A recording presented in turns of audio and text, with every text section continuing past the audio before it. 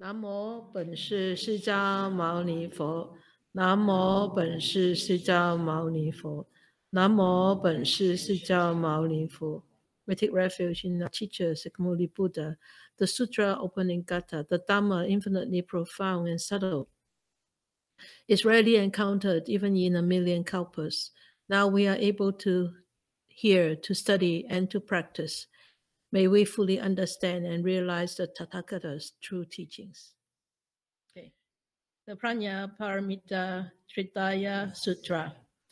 Avalokiteshvara Bodhisattva, when practicing deeply the Prajna Paramita, perceives that all five skandhas are empty and is saved from all suffering and distress. O Shariputra, form does not differ from emptiness. Emptiness does not differ from form. That which is form is emptiness. That which is emptiness, form. The same is true of feelings, perceptions, impulses, consciousness. O Shariputra, all dharmas are marked with emptiness. They do not appear nor disappear, are not tainted nor pure, do not increase or decrease. There is emptiness, no form, no feelings, no perceptions, no impulses, no consciousness, no eyes, no ears, no nose, no tongue, no body, no mind, no color, no sound, no smell, no taste, no touch, no object of mind, no realm of eyes, and no forth until no realm of mind consciousness, no ignorance and also no extinction of it, and so forth until no old age and death and also no extinction of them, no suffering, no origination, no stopping, no path, no cognition, also no attainment. With nothing to attain, the Bodhisattva depends on Prajna Paramita, and the mind is no hindrance. Without any hindrance, no fears exist. Far apart from every perverted view, the Bodhisattva dwells in Nirvana. In the three worlds, all Buddhas depend on Prajna Paramita and attain unsurpassed, complete, perfect enlightenment. Therefore, know the Prajna Paramita is the great transcendent mantra. It's the great bright mantra. It's the utmost mantra. It's the supreme mantra, which is able to relieve all suffering and is true, not false. So proclaim the Prajna Paramita mantra. Proclaim the mantra that says, Gade Gade Paragade Parasam Gade Bodhe Swaha. Okay, we finished the last paragraph, the first paragraph of Avalokiteshvara Bodhisattva, when practicing deeply the Prajna Paramita, perceives that all five skandhas are empty and is safe from all suffering and distress. So we are looking at the second paragraph. O Shariputra, form does not differ from emptiness. Emptiness does not differ from form. That which is form is emptiness. That which is emptiness, form. The same is true of feelings, perceptions, impulses, consciousness. So this is the second paragraph we are looking at. So we finished the first one.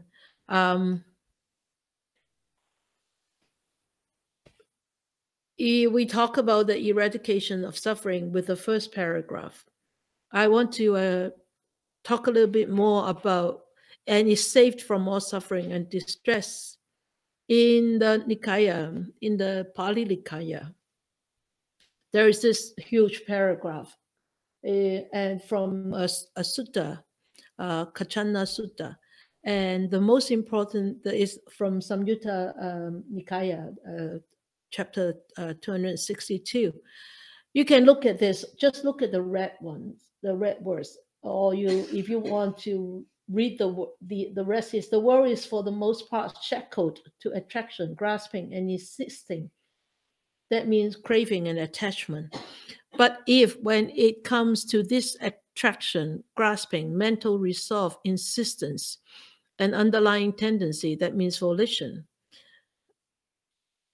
you don't get attracted, grasp, and commit to the notion, myself, you'll have no doubt or uncertainty that is the important part. What arises is just suffering arising, and what ceases is just suffering ceases. So we are not grasping on the suffering when it arises, and we don't grasp when the suffering pass away. Of course, we will be very happy when suffering pass away. That's the normal behavior, right?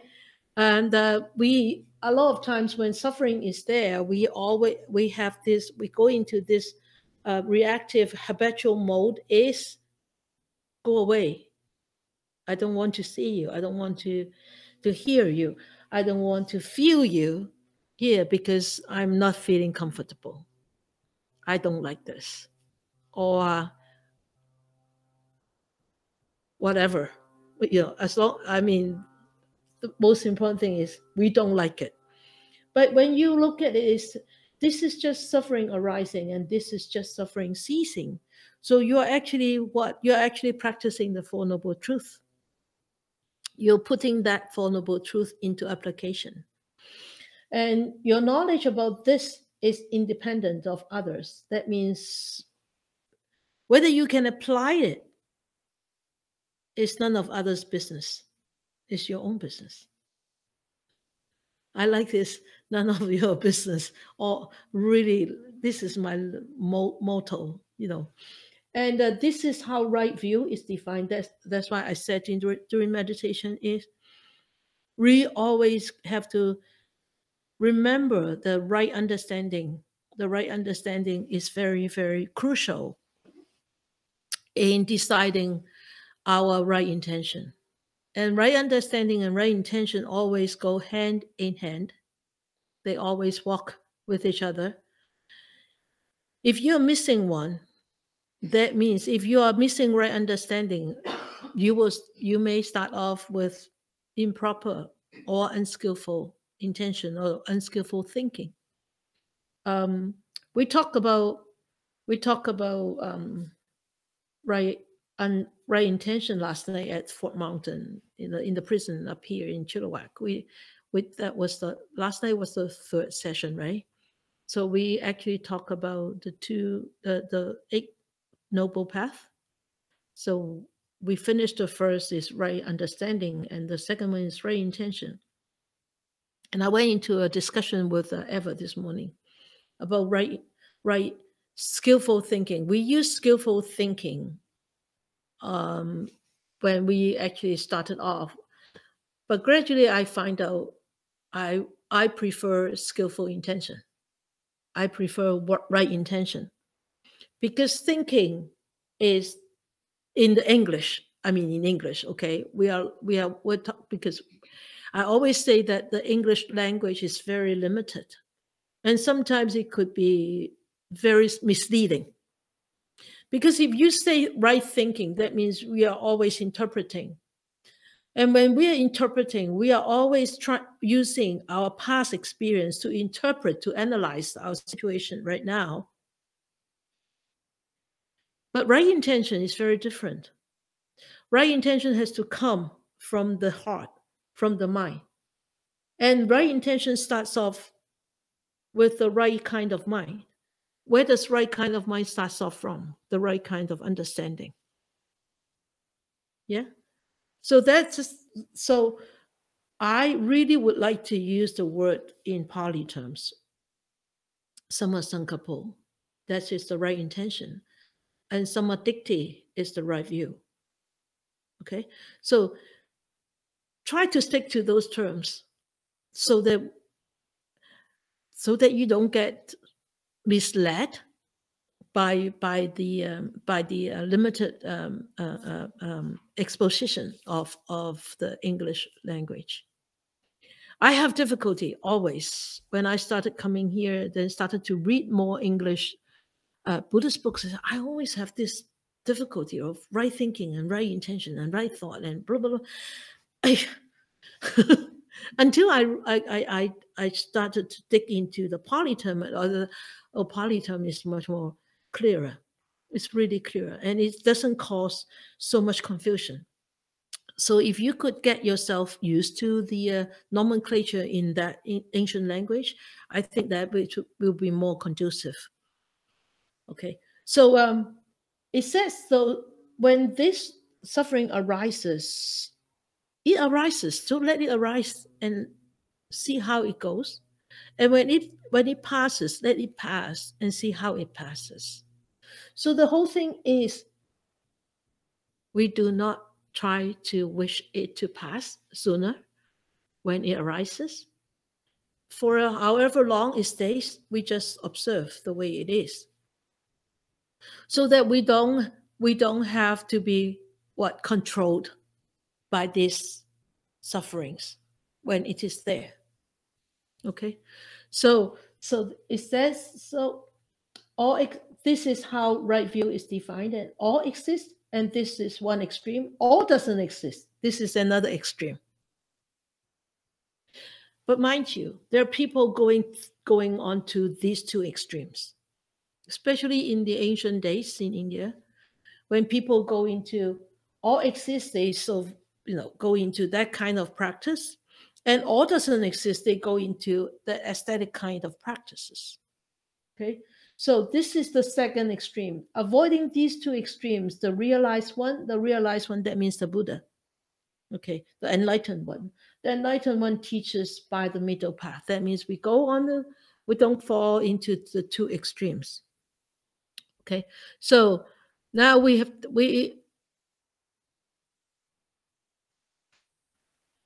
is this one? Okay, Prajna Paramita Hridaya Sutra, title and roadmap. We've done this. Okay, so we've done the first two. Okay, now we're going on to this one, the one in red. All dharmas are empty. So this is the second paragraph. I'm using the right translation.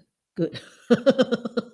Oh, he said, Shariputra, or in the Pali terms is Sariputra, without an H.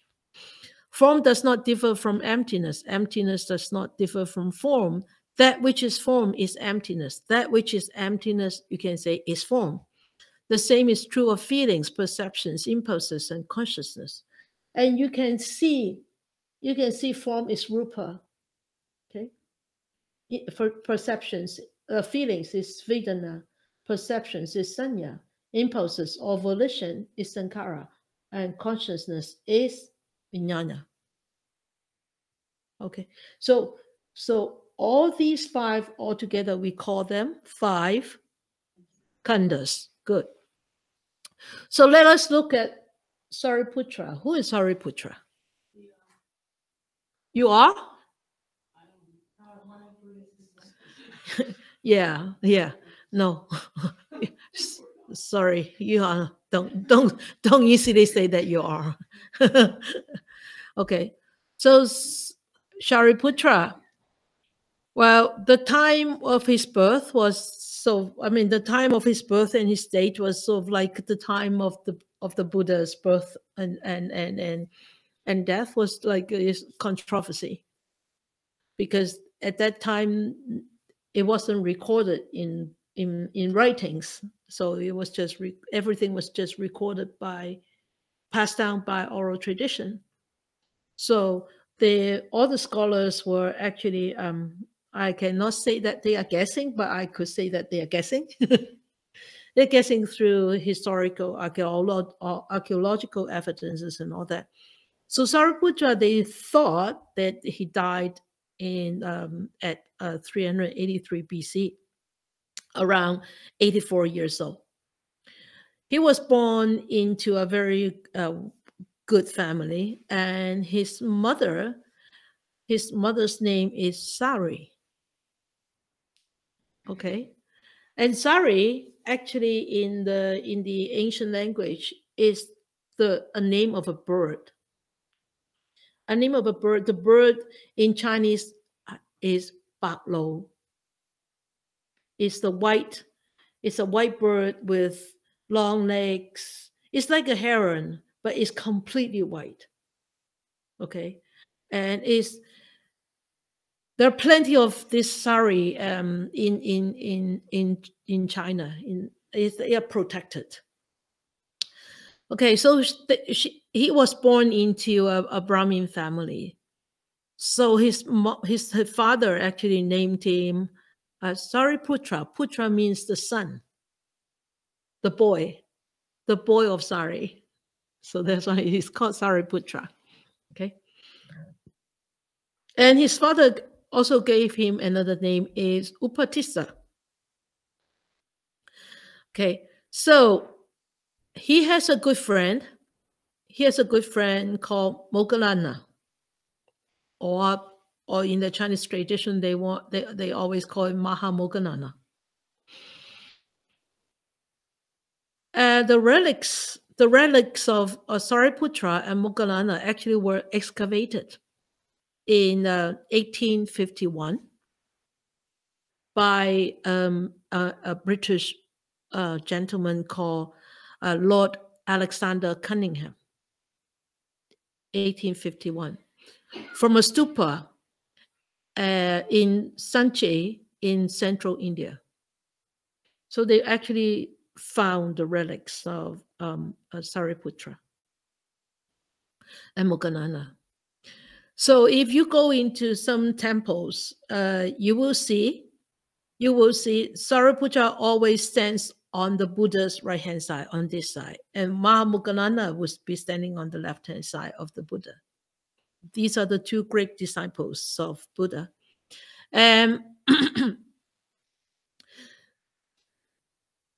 Shariputra and Moggallana are very good friends, were very, very good friends, and they practiced together.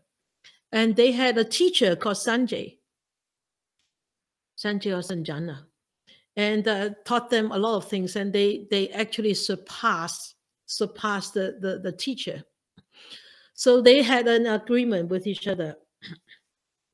Shariputra and Mahamoggallana said, okay, we both go out and look for the enlightened one, the teacher. Any one of us encounter that teacher will have to come back to tell the other one, so that the other one will go into the practice too. So they were searching. So one day, Shariputra was on the road, and he saw a bhikkhu. He saw a bhikkhu walking very, very graciously, going out for alms. And so he followed this bhikkhu. And the bhikkhu, the name was the bhikkhu, is called Asaji. So he followed Asaji, and Asaji went out for alms. After cutting the alms, and Asaji went back, and then Shariputra followed him. And he waited until Asaji finished his lunch and cleaned the bowl and sat down there. And then he talked to Asaji. He said, Asaji, a bhikkhu, Reverend Bhikkhu, I saw that you are very gracious. You must have a wonderful teacher. Can you tell me what did your teacher teach you? Can you teach me what your teacher taught you? And Asaji said, oh, no. I can't. Because I cannot compare to my teacher. I cannot teach you. And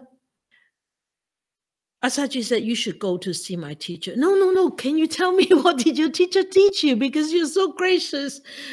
Your composure your demeanor is like radiating and all that. He said, no, I can't. I really can't.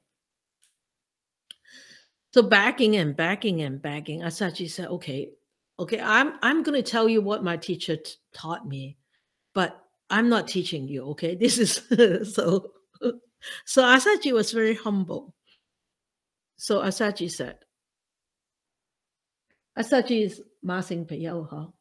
Asaji said, of all those things that from a cause arise, or of all those things that it arises because of a cause, Tathagata, that means the Buddha, the realized one.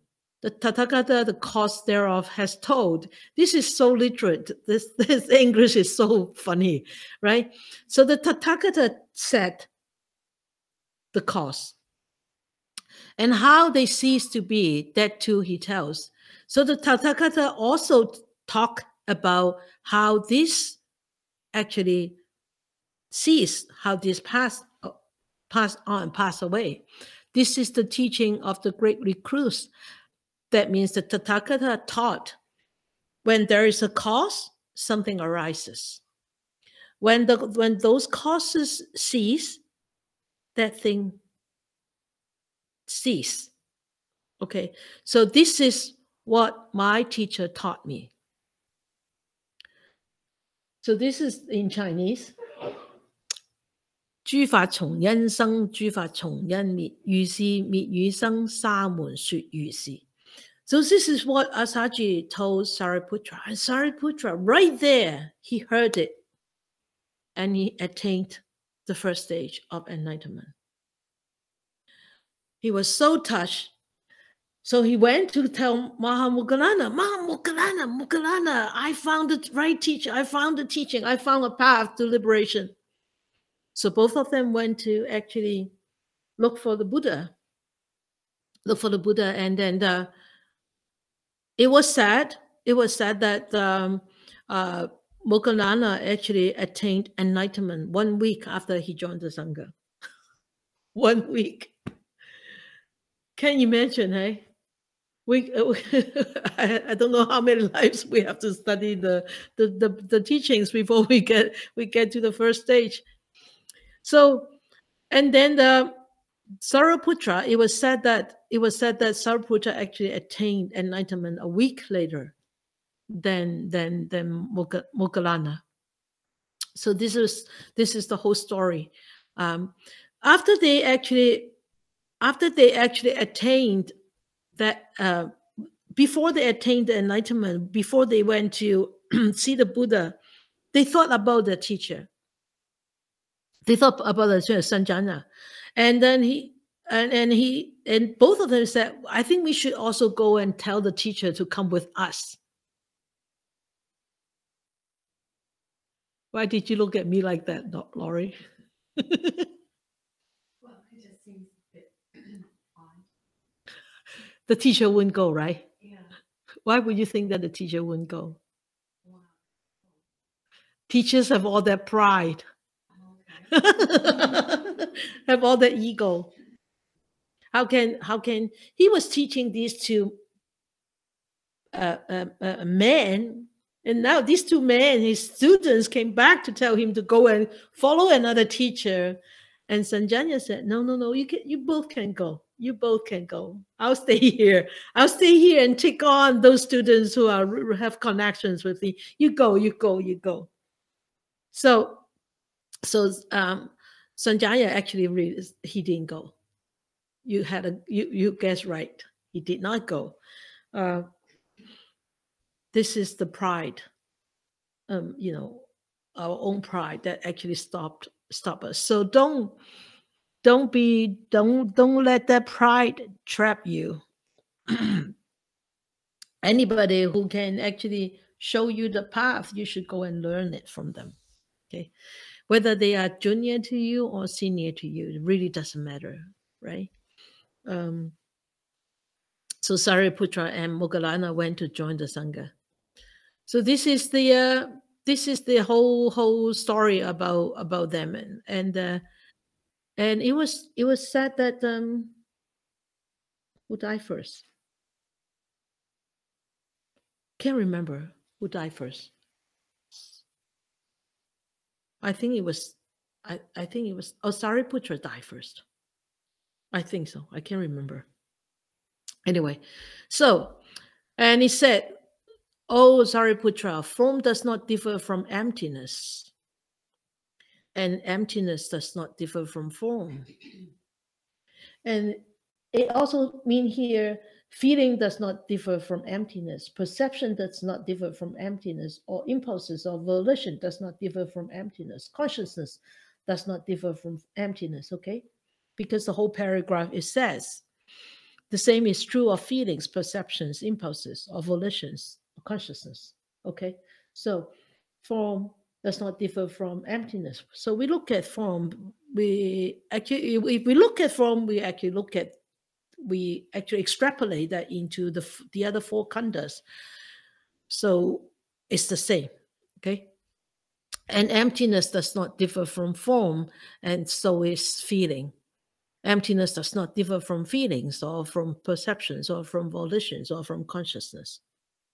So form. So what is form? We talk about form. What is form in Pali?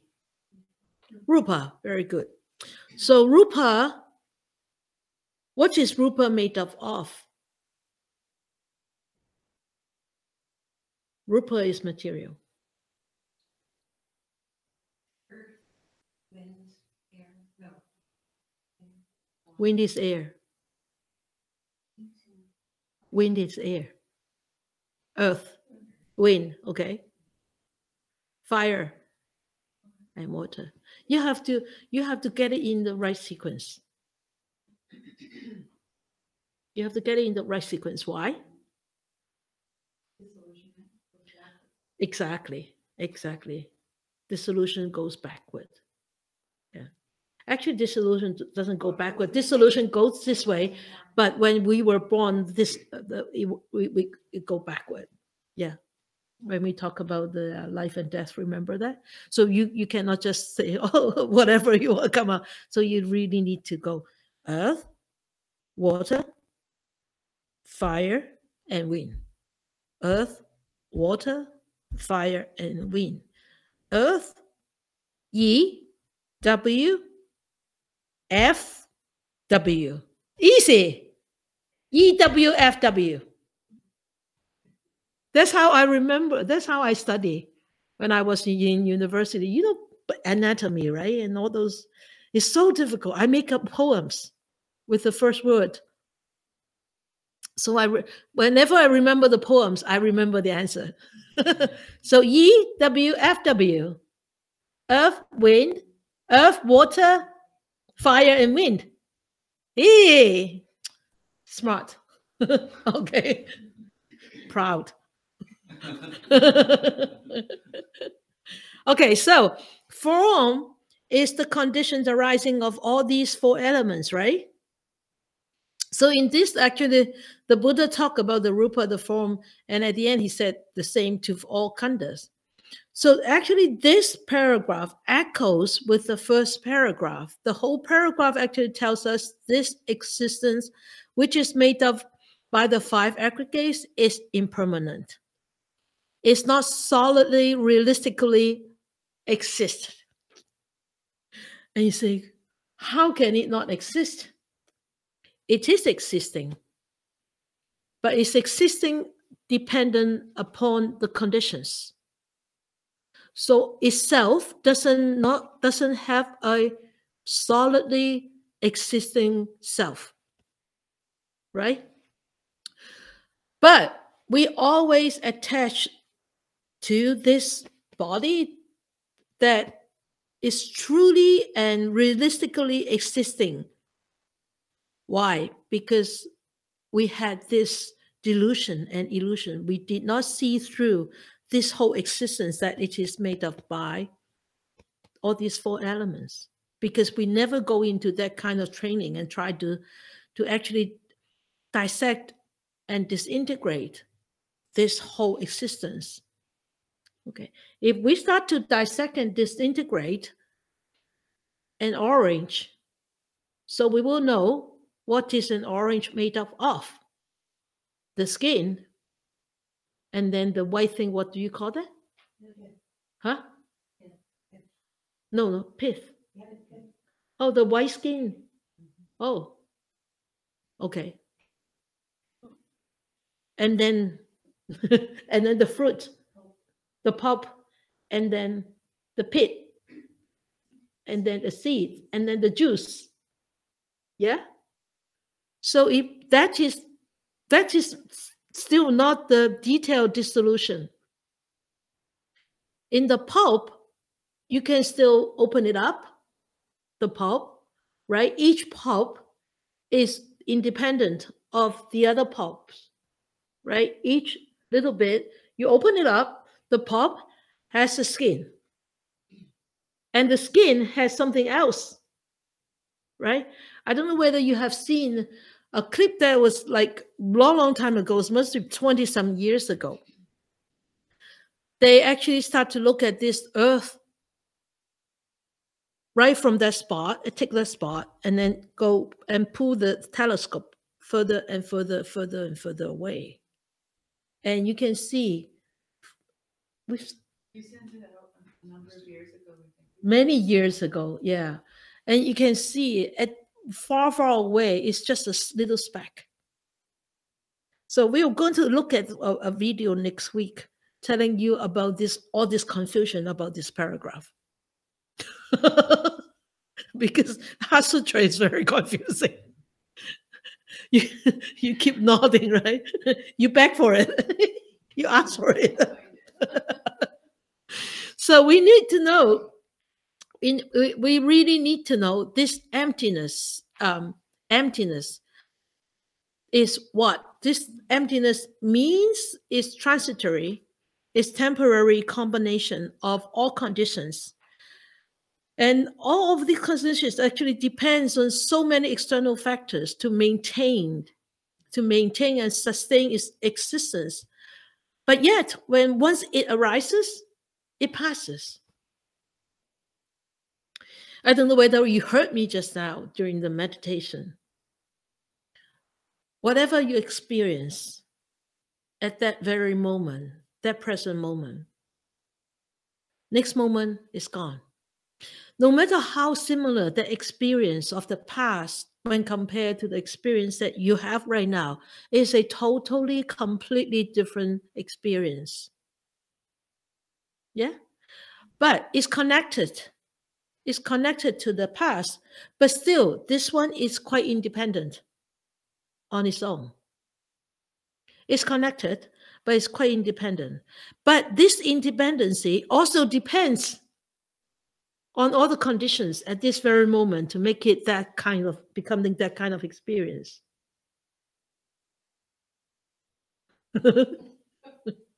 It's so confusing. Let it be. Whatever. If you understand. If you don't understand, just let it be. Okay. So, you all right, Terry? Okay. Yeah. So we need those. But the most important thing we need to know, this sunnata, that means emptiness, we need to understand it really thoroughly and deeply, and we need to dissect it closely. So let us look at it a little bit deeper, okay? So what is sunnata? Sunnata, emptiness. Okay, so first thing is, it is conditioned, right? Conditioned. We are all conditioned. We, human being, what are the conditions that made us this human being? Okay. Opportunities. Yeah, opportunities. Where we live. Where you live, how you live. Yeah. And? Past action. Huh? Past actions. Past actions, past causes. Yeah. Our experiences. Yeah.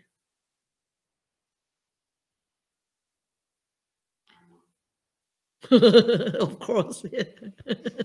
Of course. So all these actually make up whoever you are right now. So whoever you want to be depends on when. Your past action. But whoever you want to be, your present. This present.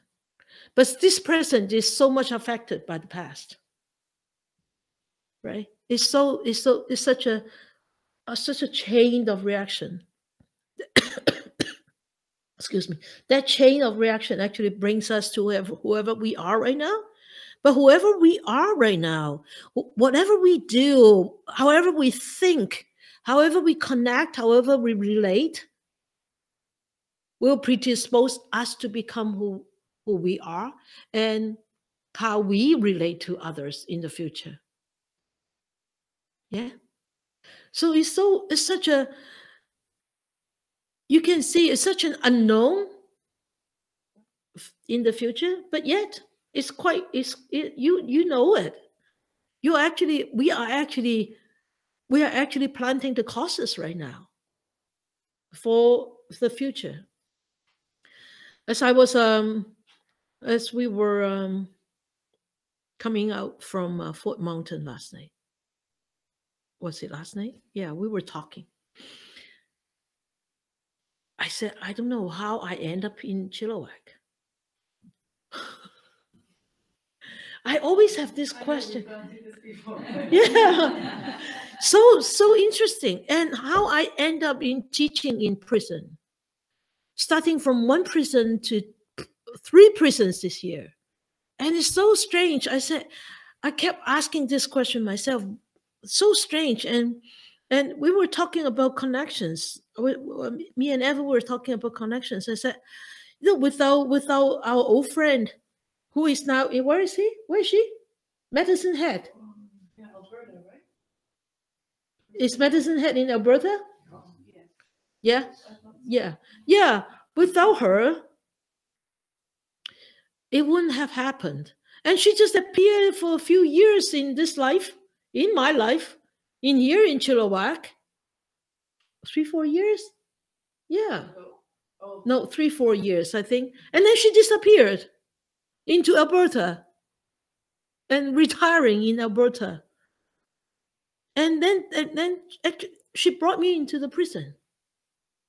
It was her who brought me into the prison. And why she brought me into prison? Because she went into study, doing a Buddhist program, writing a paper on world religion. And she said, oh, I was brought up in the West and I know all the Western religion. Let me do some Eastern religion. And she came here. And she meditated with us after we talked for an hour. And she's got hooked to the meditation. And she said, oh, lovely, nice. And then she started this program called Peer Caregiving Program. And she thought, meditation is the wonderful self-care program for those people, for the caregivers. So she asked me to go and teach together with her, just to, every time she runs a program, I will go to teach meditation. It's one of the 8 sessions, I think, in the whole course. I did not complete the whole program with I think she went around in 8 prisons. I think I only went to 3 or 4 prisons because the time just didn't work. And then that's it. And she said, I think you should come in to teach meditation to the inmate friends more often. So that's how we started. That's how I started 13 years ago. It was 13 years ago, right? 2005. Yeah. And it's such a strange feeling looking back. Is at that time I never think that I will be doing this kind of work. And now I really can't believe that I'm doing this kind of work either. It's really true. And but I'm blessed. I know that I'm blessed. I'm very grateful because it's such a humbling experience to go in there. Those people who have read my Facebook page, Facebook passage last Friday, probably you knew how I felt. Last week was a roller coaster for me emotionally. It was at times difficult. I think I have dealt with it mostly almost completely dealt with it. The emotion that actually hit me last Thursday It hit me on a Tuesday. It hit both of us on Tuesday. We went into Max in Agassi, and 5 minutes into the visit, we were called to leave because there was an emergency lockdown. And the friend actually was really looking forward to see us. You know, it has been it has been a month, and we were there with a big heart, and then our heart became cold. And so we had to leave. We had to leave, right? That's what arises. We just have to be with it, no matter how much we don't like it. But the Thursday night one hit me most was I saw on this because some of you did not have Facebook, so I wanted to share with you how I felt. We went in and I saw on this memorial plaque a name there, and I asked Eva, I said, "Hey, is this the one that I know?" She said, "I don't know. I don't know. I don't know. We don't know their last name." But anyway, we sat down for meditation, and I asked my friends, I said, "Hey, that PG is it that PG?" And KK Cat stood up and came close and said, "Yeah, it's him." I said, "What happened? Why his name on the memorial board?" He killed himself. And I looked at him. I heard about suicide in the prison. I said, "Oh, at the family cottage. You know, they have a family cottage we call PFV, a personal visit. Yeah, personal family visit cottage, where they allow family to come if they are being approved. But PG was allowed to have a few days on his own because he was a caregiver. It was too stressful, I think. And in the cottage, he just committed suicide. I was really taken aback. Really shocked at that moment, and it was not easy because I saw the other friends were very upset because they knew each other for a long time. KK has known PG for 30 years in the prison, inside the prison. So, and he was going through the same difficult path like PG was going through. So, I mean, there was nothing I can do.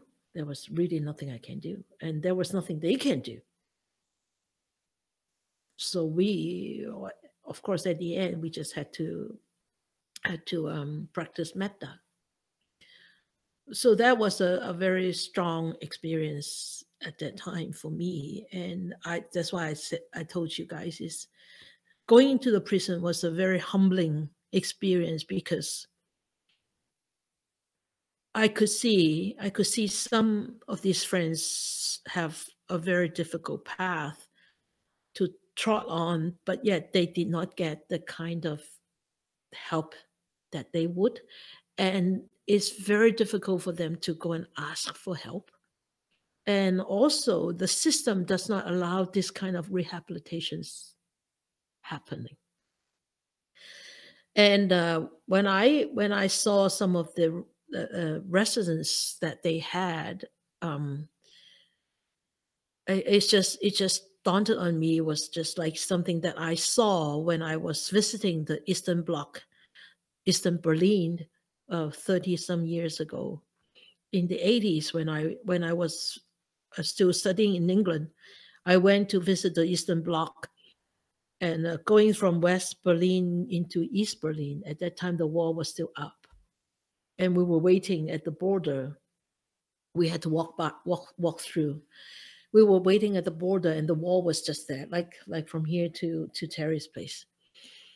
And over on the other side was big buildings with bars, like prison, like bars.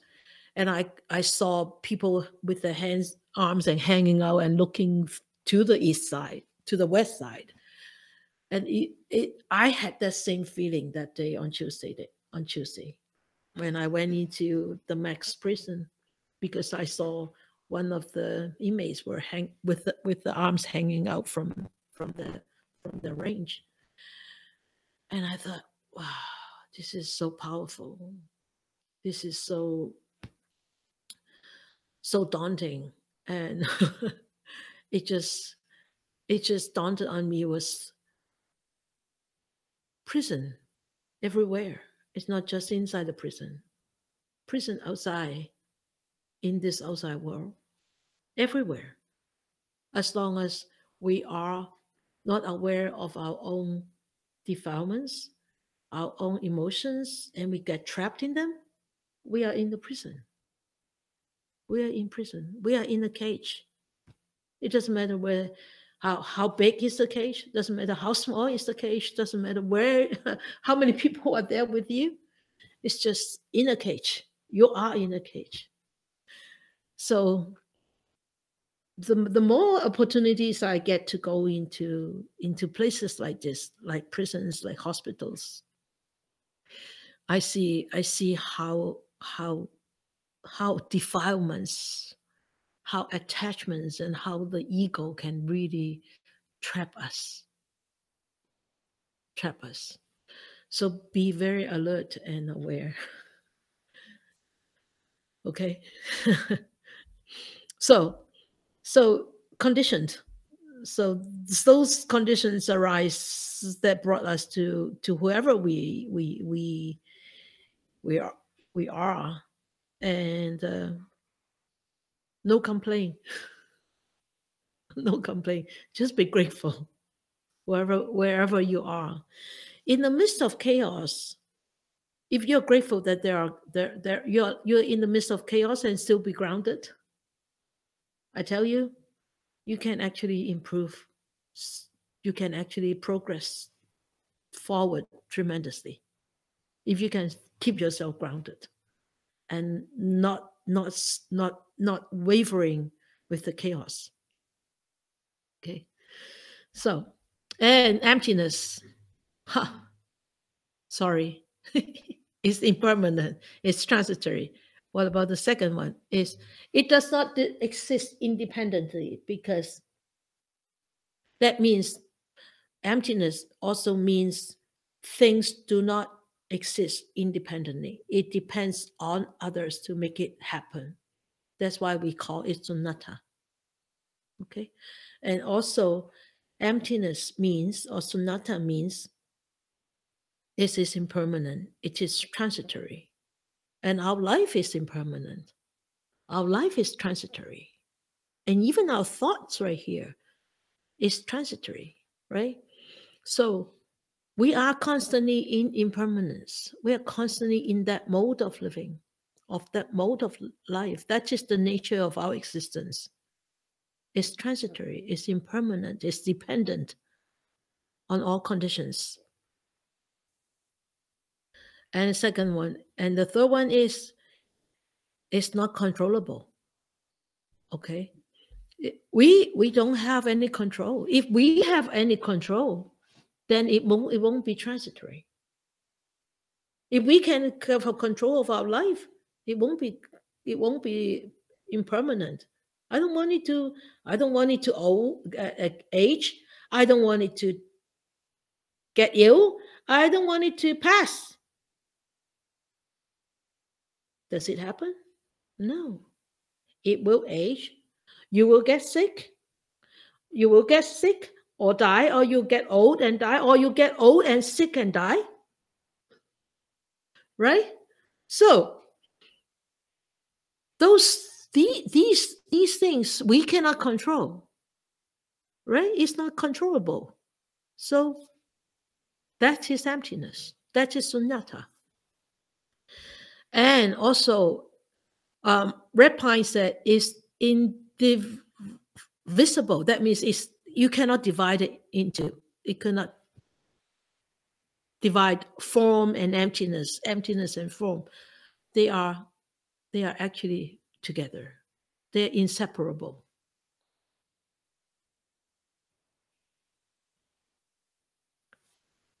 dead silence. Let me give you an example, I can give you an example later on. And apparently existing, but inherently no truly existent self. Okay? So I can give you an example. Is if you meditate, I'm sure some of you have that experience before. You meditate, you become very focused, and the mind becomes very quiet. And you are at this present moment to moment, and that concentration and that focus actually go into a little bit of continuity. And that mind is so clear at that time. And all of a sudden, you feel like you don't have any legs, or you don't have any arm, or your head disappear. Have you had that experience before? Or one arm, or two arms, or fingers? Where are they? Have they disappeared? The form, the rupa, is still there. But why are you not feeling it?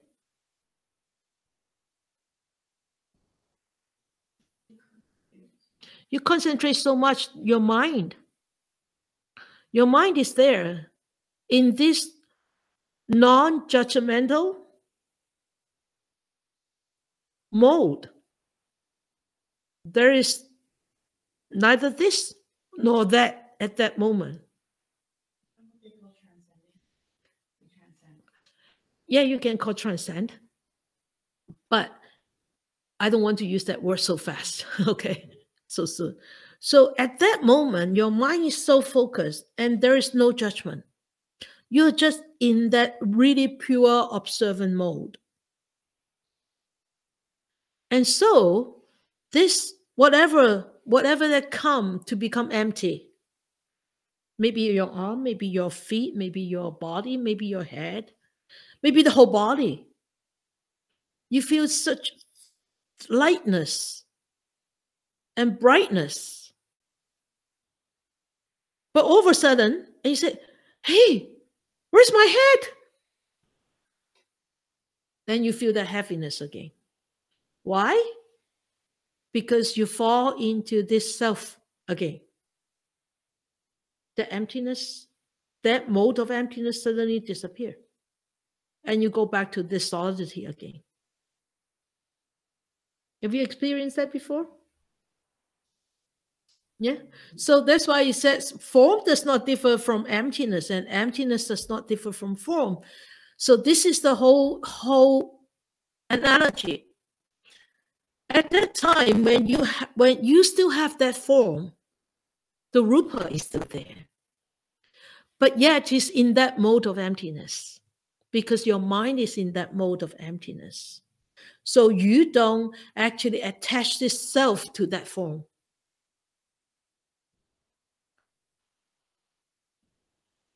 Get it? Yeah. you need. I tell you, translation is actually very, very, very confusing. And form does not differ from emptiness, and emptiness does not differ from form. It's so confusing that when you read it, I know how you feel, because I have come a long way to understand this. But let us look at some other scholars who actually give you a better idea. There is this scholar called Muzang, and he said sunnata cannot be sought after as a thing in itself, apart from the totality of all forms. You have to feel sunnata in the form, like you have to remember the number 0. There is nothing in there, but yet everything is in there. That is sunnata. That is emptiness. Okay? So emptiness can be, we are actually look at emptiness from a very conceptual point of view. So it's very difficult to comprehend with the concept that there is nothing in here. But really, it's not talking about nothingness. Remember, it's not talking about nothingness. It's talking about transitory. It's talking about impermanence. It's talking about conditions arising. It's talking about depending on conditions. It's not talking about there's nothing. This place, you say it's nothing? Yeah, when you're all gone, yeah, it's nothing. But still, the space is there, it's here. When you all come in, there is something in here. When you all go, it's just that you go. You're gone, but the space is still here.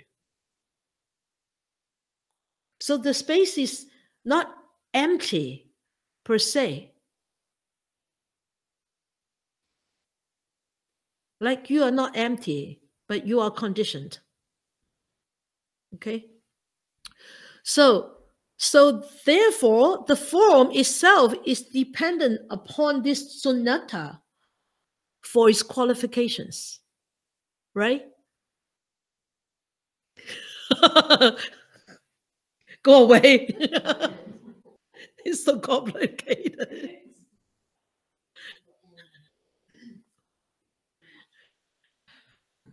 Think of yourself as a circle.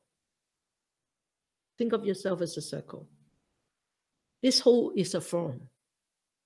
But what is this form made up of? All the conditions. And all these conditions are dependent on all other conditions. So where is your real self? There is no real zero here. But yet there is a zero here. Okay? So that is what Musang said. Okay?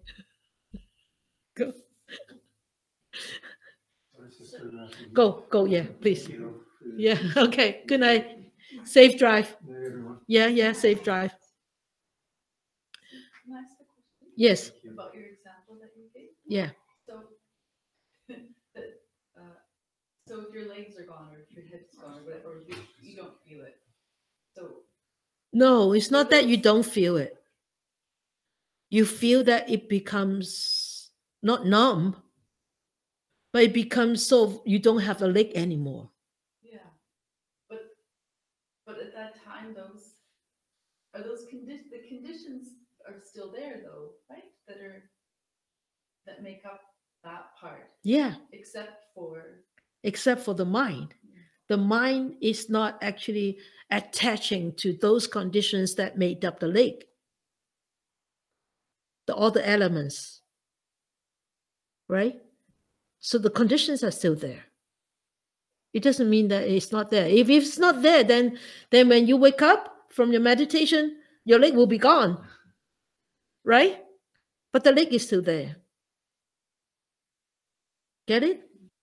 But at that time, your mind is said to be empty of those judgments, empty of those expectations, empty of those, I need to do this, I need to do that, I need to do that. No, just everything's gone.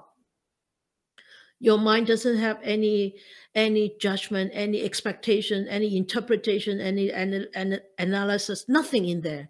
It's just, you can say it's called an empty mind.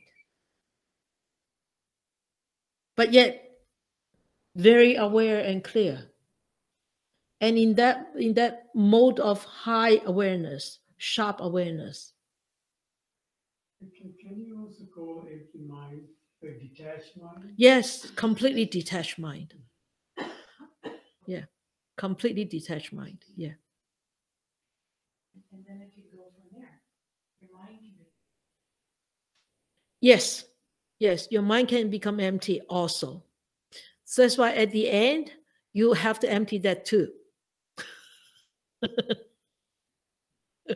At the end, it says that at the end, okay?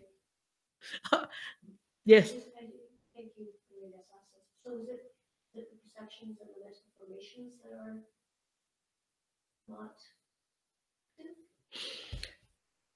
You could say that the consciousness is at its highest, that the consciousness, awareness is at its highest, at its sharpest. And those perception and volitions is at its lowest. Because when sankhara, when perceptions is at its highest, then you will go into that mode of interpretation, analyze, and liking and disliking. And if the volition part is acting up, then you will be like, I don't like this, and blah blah blah blah. When you start to say, hey, where's my leg? That means your perception is asking, where's my leg? My leg is gone. And you suddenly wake up, and my leg is gone. Then that means your sankhara is acting up. I'm fear. I'm dead? Oh, you wish. You wish you die on the meditation cushion. It doesn't happen that easily. It's a great blessing. So at that moment, the perception and the volition is as you cannot. It's not at its lowest, but it's still, because your mind is not acting up. Your habitual mind is not acting up. Okay. Okay, let's go on next week. I'm sorry. I'm sorry. You'll get a break. Don't worry.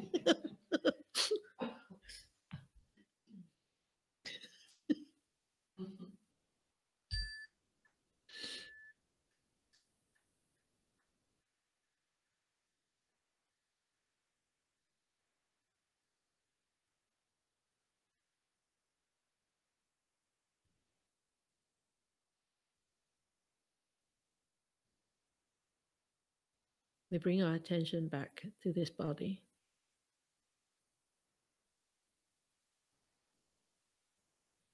Just be very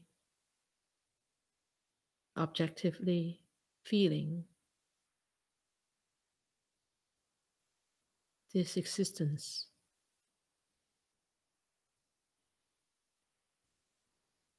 Intellectually knowing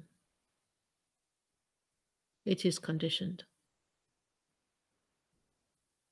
It is dependent. But we can feel the transitory nature of this existence right here, right now.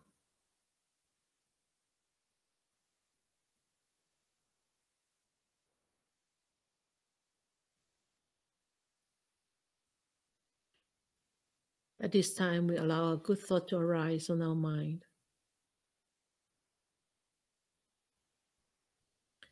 For all the benefits I gather tonight, may I share with all beings,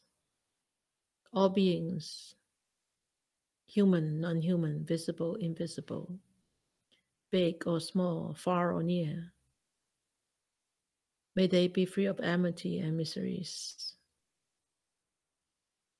May they start to live in a world with brightness, warmth, experience compassion and love, and be truly happy and be peaceful. May we wish more and more people will encounter the words of the Buddha, study them, practice them, and walk on the path to liberate themselves from their own entanglements, sufferings, and be truly happy and free and be peaceful.